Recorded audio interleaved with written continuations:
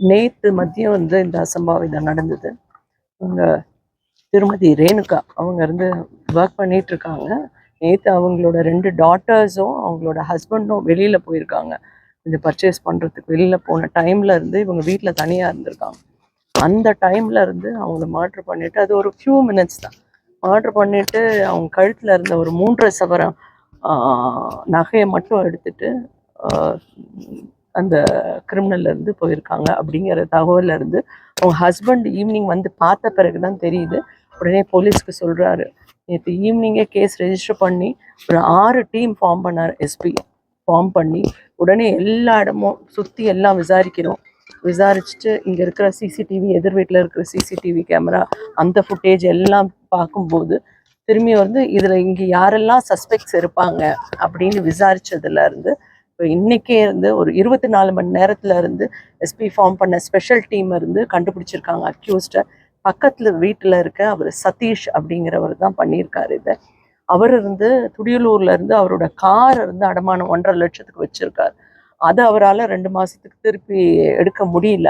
அது இல்லாமல் ஒய்ஃப் எல்லாமும் அடகு வச்சுட்டதா சொல்றாங்க. அதனால அவருக்கு பணம் தேவைப்பட்டிருக்கு. இந்த பண தேவைக்காக அந்த மாதிரி தனியா இருக்காங்க அப்படிங்கிறத பார்த்துட்டு உடனே போய் அவர் அந்த பின்பக்கமா இருக்கிற செவரு வழியா தான், முன்பக்கமா போல அவருக்கு அந்த சிசிடிவி தெரியும்ன்றதுனால அப்படியே குதிச்சு அந்த பக்கமா போயிருக்காரு. போயிட்டு ஒரு 8 மினிட்ஸ் தான் போய் அந்த மாவுல தலையில அடிச்சு அந்த மாவு விழுந்திருக்காங்க. கழுத்துல இருக்க நகையை மட்டும் எடுத்துக்கிட்டு உடனே வீட்டுக்கு வந்துட்டாரு. அதே பக்கமா வந்திருக்காரு.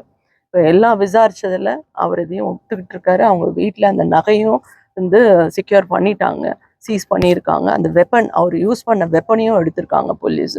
இப்போ அவரையும் விசாரிச்சுட்டு இருக்காங்க. நல்ல ஒர்க் பண்ணியிருக்காங்க.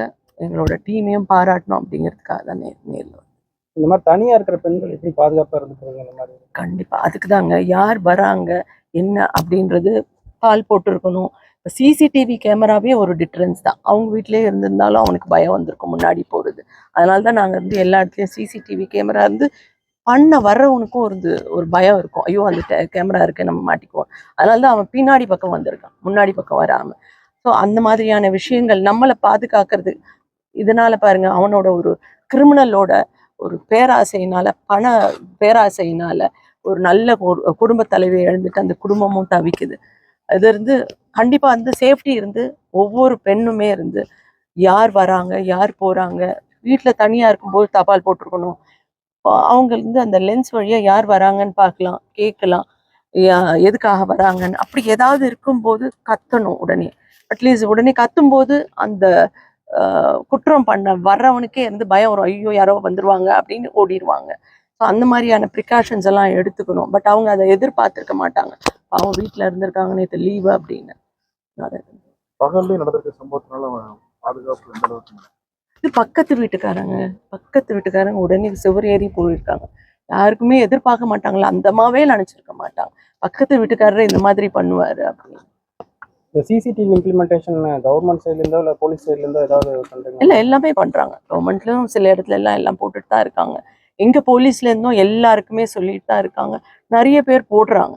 இப்போ எல்லா வில்லேஜ்லையுமே நாங்கள் வில்லேஜ் விஜிலன்ஸ் கமிட்டிஸ் இருக்கு, எல்லாருக்கிட்டுமே சொல்றோம். அது இல்லாமல் தனியா இருக்கிற ஹவுஸ்லயும் இந்த மாதிரி சிசிடிவி போட சொல்றோம். அது இல்லாமல் பர்குலர் அலார்ம்னு, அது அடிச்சாலே அலார்ம் அடிக்கும்போது எல்லாருமே பக்கத்துல இருக்கவங்கலாம் ஓடி வரலாம். அதெல்லாம் ரொம்ப செலவு கம்மி தான். அதெல்லாம் போட சொல்லி என்கரேஜ் பண்ணிட்டு இருக்கோம்.